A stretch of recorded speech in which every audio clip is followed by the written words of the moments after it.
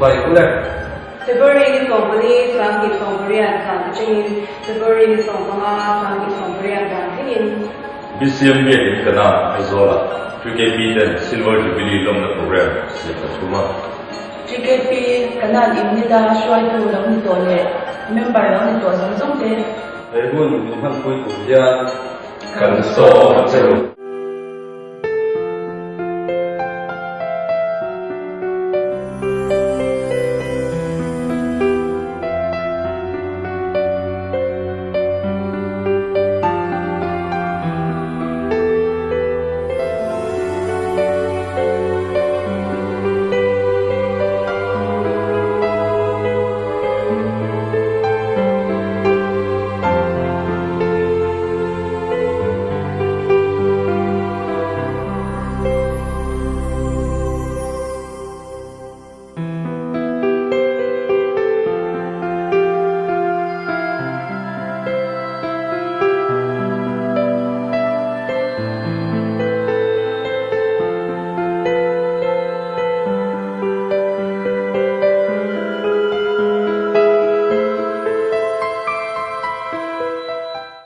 Kehi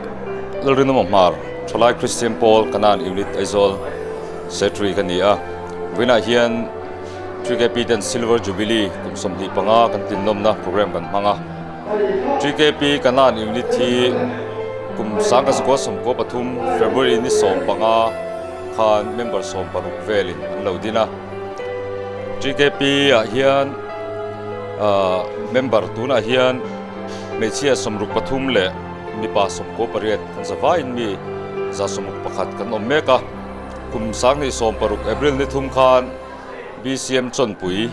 BCM kana na teng na indanga